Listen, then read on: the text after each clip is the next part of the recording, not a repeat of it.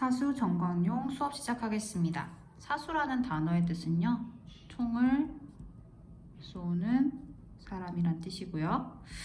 네, 정광용 작가는 사실 많이들 익숙하실 거예요. 일단 이분 1919년에 태어나셔서 일제시대에 태어났죠. 3.1운동이 일어나던 해 1988년도에 돌아가셨고요. 예, 동문학자이자 소설가인데 이분의 또 다른 유명한 작품이 껍빛단 리. 네, 일제시대에는 진입하러 살다가 북한에 소련군이 해방되고 소련군 들어오니까 소련군한테 붙어 살다가 나중에는 또 미군한테 붙어서 아첨하는 그런 변절자의 모습을 그린 껍빛단 리로 유명하신 분이십니다. 정광용 작가의 작품의 특징은요, 일단 구성력이 또 이렇게 압축이 되어 있다. 굉장히 좀 빨리빨리 압축적으로 진행이 되고요. 문체가 간결해요. 염상석 선생님의 만연체 이런 거랑 다르게 문장이 짧게 빨리빨리 넘어갑니다. 예, 총 쏘는 사람 사수의 전체 줄거리 먼저 살펴보면은요, 발단, 나가 병원에서 깨어나면서 과거를 회상해요. 왜 나는 병원에 가게 되었냐? 근데 그 과거가 학창시절로 돌아갑니다. 전개. 학창시절에 곰 선생님이라는 별명을 가진 쌤한테 서로의 뺨을 때리는 그런 알 수 없는 체벌을 받게 되면서 나와 B는 첫 대결을 벌여요. 둘 다 막 쉬지 않게 서로의 막 뺨을 때리다가 결국 먼저 나가 코피를 흘리면서 지게 되거든요. 그리고 위기, 나와 B는 둘 다 경이라는 여자를 좋아해서 놓고 경쟁하는데 나는 경이를 차지하기 위해서 둘 다 어이없이 웬 고등학생이 집에 있는 공기총을 가지고 대결을 하다가 승리를 하는데 나는 또 귓바퀴에 상처를 입게 됩니다. 그 다음에 절정, 6.25 전쟁이 일어나고요. 셋은 모두 헤어집니다. 경이, 나와 B 헤어지고 이후 나는 우연히 B와 재회하고 경이가 B의 아내가 된 사실을 알게 돼요. 이에 나는 B에게 배신감, 패배감을 느끼게 되는 거죠. 좋아하는 여자를 경쟁하던 친구에게 뺏겼다. 어렸을 때부터 싸워왔던 그런 근원적인 경쟁 의식에다가 이 전쟁 상황이라는 극한 상황이 또 겹쳐지면서 둘의 갈등이 아주 치열하게 내딛습니다. 그런데 결말 B가 이적행위, 그러니까는 한마디로 북한에 약간 스파이 행위 그런 걸 했다는 혐의로 구속이 되고 나는 B의 사형 집행 사수가 됩니다. 바로 제모 총 쏘는 사람이 되는 거죠. 사형 집행 총 쏘는 사람. 사형이 집행되는 동안 나는 어떤 모순적인 감정 때문에 혼란을 느끼는데 모순적인 감정이라는 게 경쟁자긴 경쟁자지만 그래도 친구였잖아요. 학창시절부터 어쨌든 친구인데 내가 이 친구를 죽여? 그러면서도 한편은 경쟁자로서 싸운 그런 미움? 이런 것 때문에 혼란을 느끼다가 사형 집행이 끝난과 동시에 의식을 잃고 쓰러져요. 근데 또 웃긴 게 이분이 얘가 쏜 총에 B가 죽은 건 아니고 얘는 사람들이 다 같이 사형 집행 총을 다 쏘고 나서 B가 이미 죽은 다음에 총을 쏘고 기절을 해요. 네. 자, 수능 완성에 나온 본문 내용 보도록 하겠습니다. 흰눈이 쌓인 산록. 산록은 산기슭이란 뜻이에요. 산록에 바람 소리가 시리다. 바람 소리가 시리다는 건 지금 이 장면 눈밭에서 B를 처형하는 장면인데 거기에서 바람 소리가 시리다는 건 친구를 처형하게 된 자신의 어떤 그런 시린, 찹찹한 심리 상태라고 할 수 있겠어요. 그것은 바로 사형 집행장에서의 이름에 틀림없다. 나는 괄호 시작 권총 사격에 몇 점, 카빈에 몇 점, M1 소총에는 몇 점 하는 명사수의 하나로 나의 소속 부대에서도 알려져 있다. 까지 괄호 끝. 네, 이 명사수라는 점 때문에 나가 이 사형 집행인 사수로 선택이 된 것 같아요. 나가 사수로 선택된 이유. 그러나 나 자신이 이 사형 집행의 사수로 지명될 줄은 몰랐다. 또 그렇게 달갑지도 않은 일이다. 더욱이 괄호 시작 일단 지명된 이장에는 피해낼 도리가 없다까지 괄호 끝. 군대니까 또 6.25 전쟁 상황이니까 군인 정신 까라면 까는 거고요. 정해진 운명에 또 저항도 할 수 없고 그런 운명의 불가피성 그려지고 있어요. 아무도 이런 일을 선두에 서서 하겠다고 좋아하는 사람은 없다. 그래요. 어쨌든 찝찝하잖아요. 사형 집행 누가 좋아해요? 그것도 전기장치로 된 집행장에서 단추 하나를 누르면 보이지 않는 곳에서 기계가 스스로 모든 일을 처리하여 주는 경우라면 몰라도 이런 경우는 따분하게 짝이 없는 것이다. 직접 눈앞에 있는 사람을 총으로 쏘는 일 끔찍하죠 사실. 그렇지 않아도 괄호 시작. 나는 전에 형무소에서 사형을 집행하는 관리들의 고역을 상상해 본 일이 있다.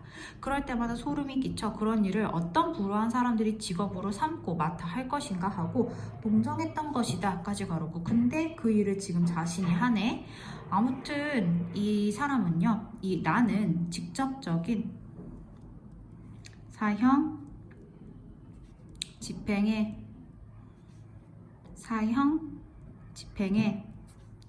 대한 거부감이 있어요. 사실 그 경우에 죽는 사람과 죽이는 사람 사이에는 개인적으로 생명을 여탈하다, 생사여탈 이런 단어 들어보셨죠? 여탈이라는 것은 이 주다 여자, 주는 일과 탈, 뺐다, 빼앗다 탈. 자, 써서 주는 일과 이 빼앗는 일에 이런 하등의 이해관계가 없는 것이 거의 전부의 경우이기 때문에 거의 전부의 경우이기에 지금 나의 경우는 약간 다르다. B가 바로 이 나의 친구이자 경쟁자죠. 오늘 집행되는 수형 받다 숫자에다가 형벌할 때 형자예요. 형벌을 받음.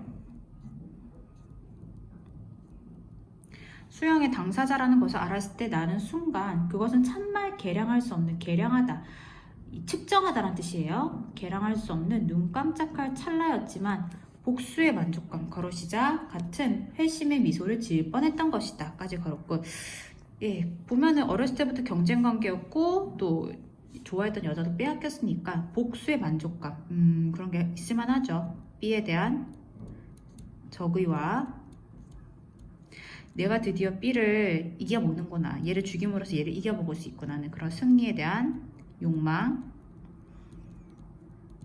뭐 여자를 뺏어가 복수심 뭐 이런 것들을 지을 뻔했대요. B의 얼굴에 겹쳐 경희의 모습이 떠올랐다. 경희가 아까 위에 줄거리에서 말했던 나가 사랑했던 사람, 현재 B의 아내. 그러나 그것들이 다 어릴 때부터의 벗이던 순진하고 아름다운 정의 얼매인 인간의 모습이 아니라 언젠가 가족 동반에서 만난 당황하는 표정들이 점점 혐오를 느끼게 하던 그런 모습들인 것이다. 경희는 A를 전쟁 중에 잃어버렸다고 생각하고 B랑 결혼을 했다면서 막 변명을 했거든요. 그런 게 또 얼마나 또 약간 꼴보기 싫었겠어요. 나를 기다릴 줄 알았는데 기다리지 않고 냉큼 나랑 B랑 친구인데 B한테 가니? 이런 그런 혐오감을 느끼는 모습이었겠죠. 복수심을 불러 일으키는 모습. 자, 그리고 다시 나는 눈을 떴다. 네, 사형 집행 장소입니다. 네, 나는 눈을 떴다. 사형 집행이 가까워졌어요. 위기감 조성. 10m의 거리, 전방에는 B가 서 있다. 목사의 기도는 끝났다. 유언이 없느냐고 물었다. B는 고개를 가로저었다. 지금까지 한 번도 내 앞에서 졌다고 항복한 일이 없는 B다. 되게 고집이 셌나봐요. 예, 근데 이게 나의 입장에서는 B가 유언을 하지 않는 것이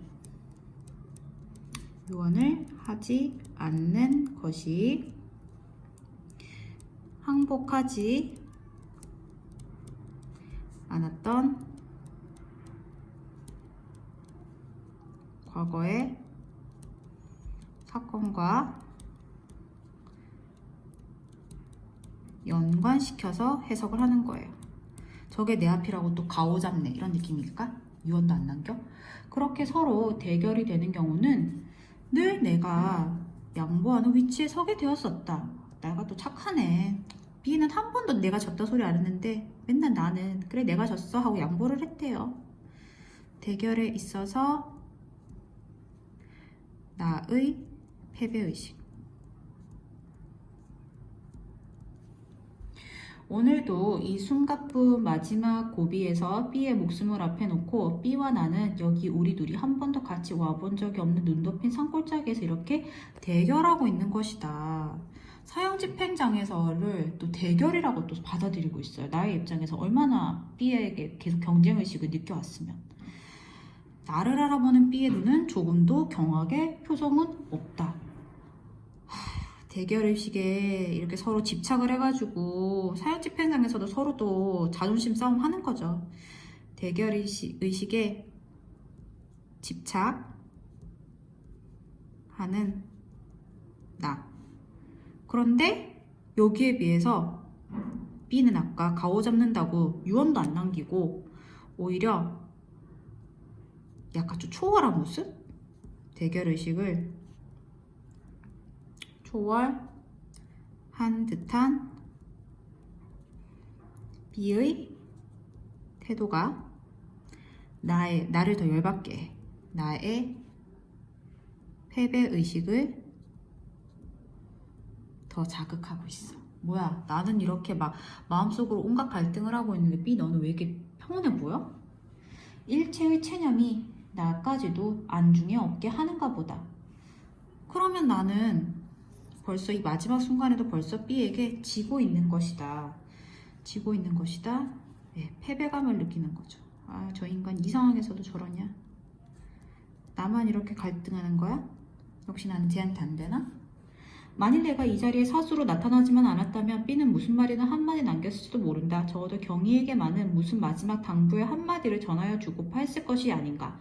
5명의 사수는 일렬로 같은 간격을 두고 나란히 횡대로 돌아섰다. B의 손은 묶인 대로이다. 뭐 사형순이가 묶였겠죠. 근데 또 이게 나 혼자만 대결 상황을 느끼는 거지 공정하지 못한 대결 상황인 거죠. 그러니까 진짜 대결 상황은 아닌 건데 괜히 나 혼자만 B를 앞에 두고 대결 상황이라고 느끼는 거고. 그의 눈은 검은 천으로 가려졌다. 왼쪽 가슴 심장 위에 붙인 빨간 헝겊의 표지가 햇빛에 반사되어 더 또렷하다. 헛기침 소리 외에는 아무의 입에서도 말이 없다. 팽팽한 긴장감이 느껴지죠? 다만 몸들의 움직임이 있을 뿐이다.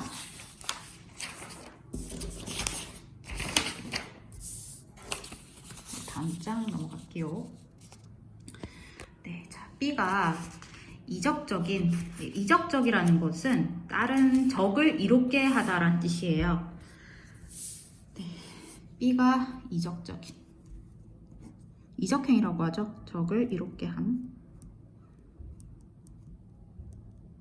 모반 행위로 스파이 같은 짓을 했나봐요. B의 사형 집행 제목이죠. 구속되었다는 신문 보도를 본 후, 이거는 또 사형 집행 이전에 지금 현재는 병원이고 앞에 과거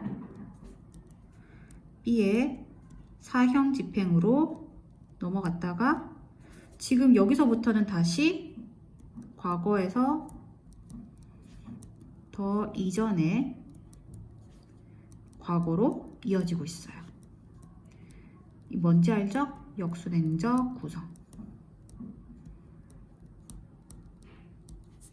네, 아무튼 B가 이적적인 모반행위로 구속되었다는 신문 보도를 본 얼마 후 나는 B의 집으로 경희를 찾아갔다. 경희가 부인이죠, B의. 이 근래로 B의 의식 상태에는 약간의 이상적인 징조가 나타나. B가 내가 무슨 나쁜 짓을 해서 들킬까봐 하는 그런 이상적인 징조가 있었나봐요. B가 느끼는 갈등이나 죄책감. 근데 그게 밝혀졌네. 발작적인 행동이 집안에서도 거듭되었다는 사실은 이날 들은 이야기이다. B가 구속되기 전에 집안에서 계속 발작 같은 걸 했나봐요. B는 나의 절친한 친구의 한 사람이었다고. 나는 지금도 그 생각은 버리지 않는다. 경쟁자이면서 친구예요. B와 나의 관계의 이중성. 그리고 복잡해요. 친구이면서 적이라니. 친구이면서 적. 그와의 개인적인 대결이 치열할수록 나는 그를 잊어본 적이 없다. 내 30년의 지나온 세월에 있어서 B는 내 마음속에 새겨진 가장 오랜 친구였고 접촉된 시간도 가장 긴 인간이기 때문이다. 진짜 친구는 친구네. 나와 그는 이해관계를 초월하여 사귀어왔다. 다만 경희의 경우를 비롯한 몇 구비의 치열한 대결은 B와 나의 의식적인 적대 행위가 아니라 환경적인 조건이 주어진 불가피한 운명 같은 것이 더 컸다고 나는 생각하고 싶은 것이다. 불가피한 운명이래요. 어쩔 수 없는 B와 내가 원래는 친구인데 계속 대결할 수밖에 없었던 어쩔 수 없는 정해진 운명이라는 게 있다고들 하죠. 예, 그런 인간의 운명의 한계, 이게 또 나중에 글의 주제와 연결됩니다.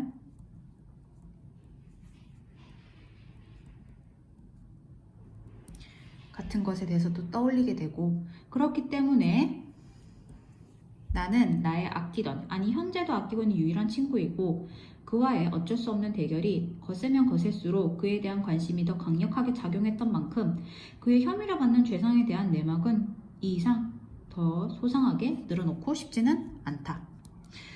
B가 정확히 어떤 모반 행위를 했는지는 그냥 내가 친구이니까 말하기 좀 그렇다 하면서 B에 대한 이중적 감정을 토로하고 있습니다. 이게 안 좋은 일이니까 친구에 대해서 차마 말할 수 없는 거예요. 경쟁자이기는 하지만 절친한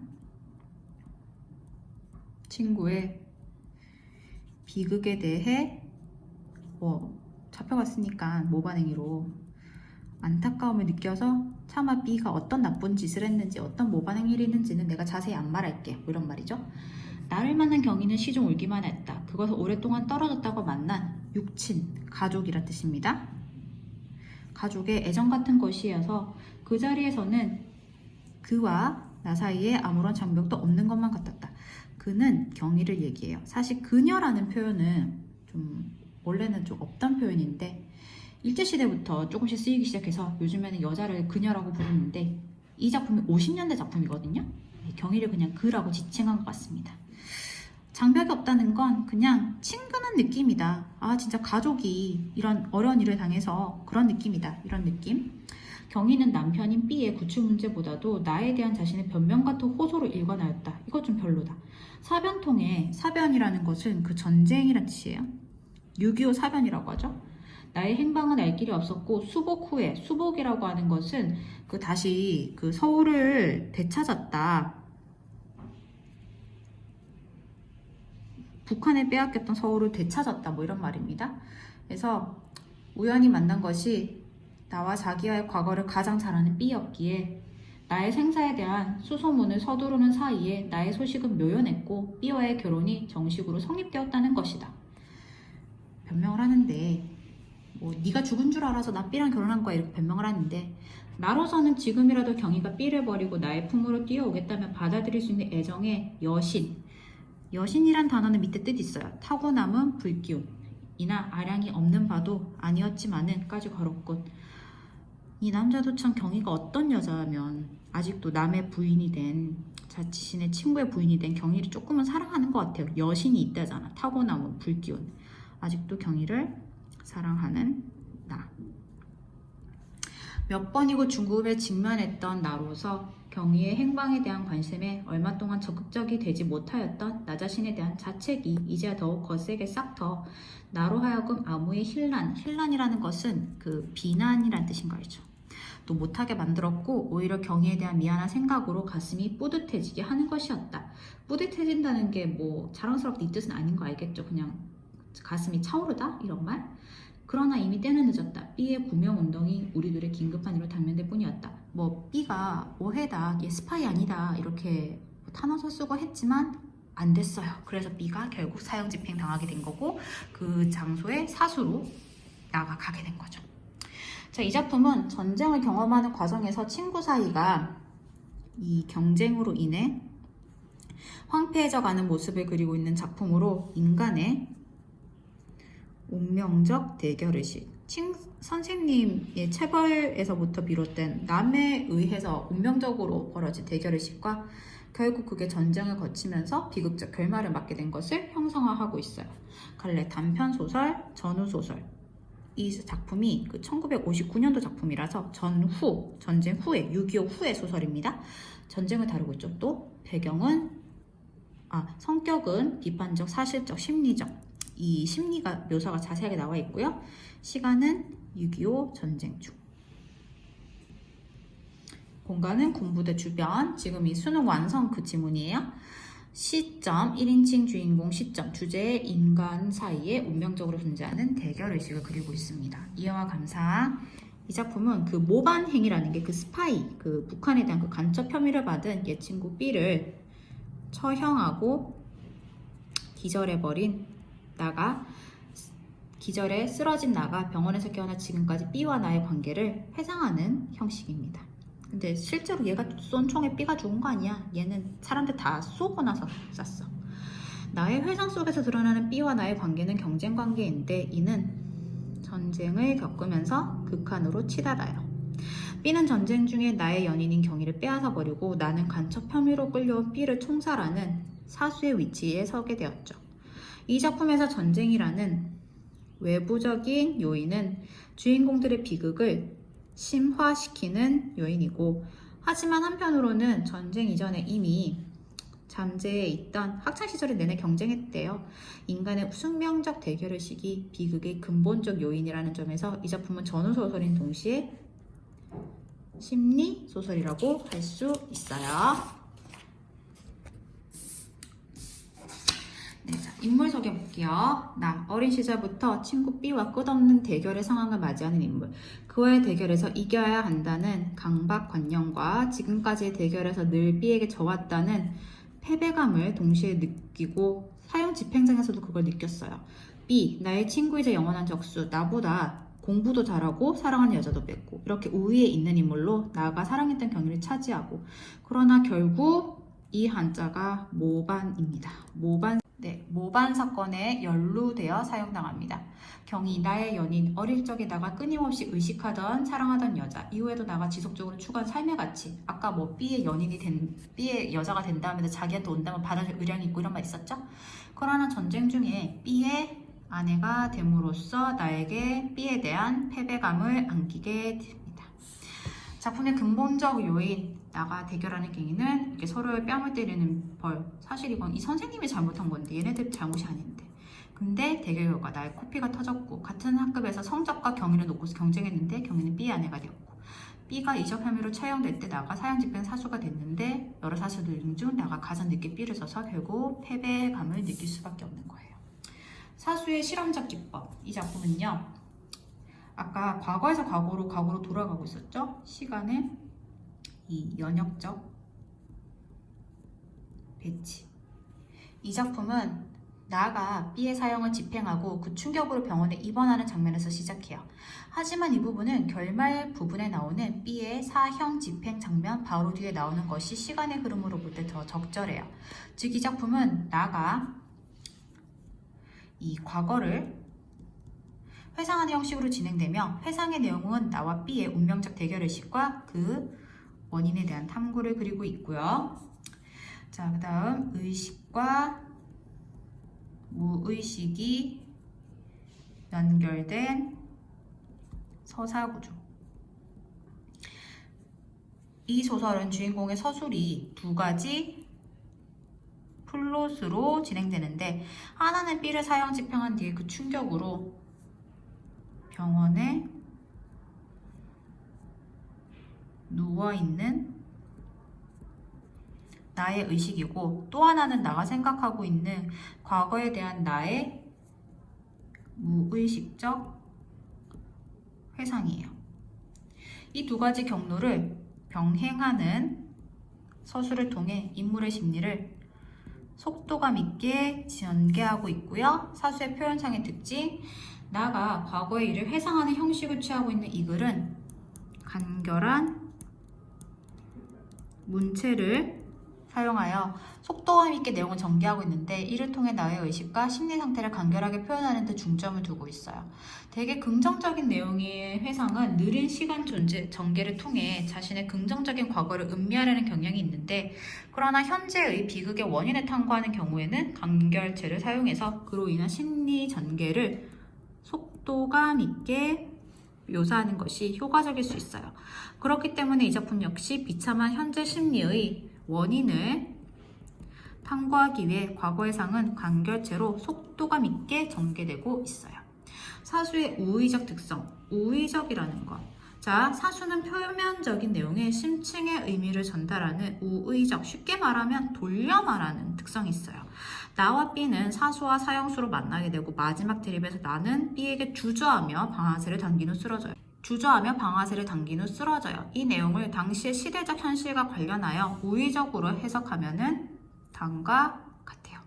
전쟁이라는 것은 결국 승패를 가리는 것을 목적으로 해요. 하지만 경쟁 관계에 있더라도 평생을 함께했던 친구, 즉 같은 민족이라는 의식이 어느 한쪽의 완벽한 패배와 승리를 받아들일 수 없게 하는 거예요. 이는 6.25 전쟁이 휴전의 상태로 결말지어진 것을 의미하며 B의 죽음이 나에 의한 것이 아니었듯이 전쟁의 마무리도 우리 민족 스스로의 의지에 관한 것이 아닌 외부의 힘에 의한 것임을 나타냅니다. 그쵸, 치고받은 건 남과 북인데 정작 전쟁을 끝낸 건 미국과 소련, 중국 이런 애들의 외부의 개입이었죠. B가 나에 의해서 죽은 게 아니라 남에 의해서 죽었잖아요. 앞에서 살펴보았듯이 이 작품은 이야기 전체가 하나의 은유로 작용하고 있는데 나와 B의 대결이라는 구성은 민족의 비극적인 전쟁과 분단 상황을 의미하는 거예요.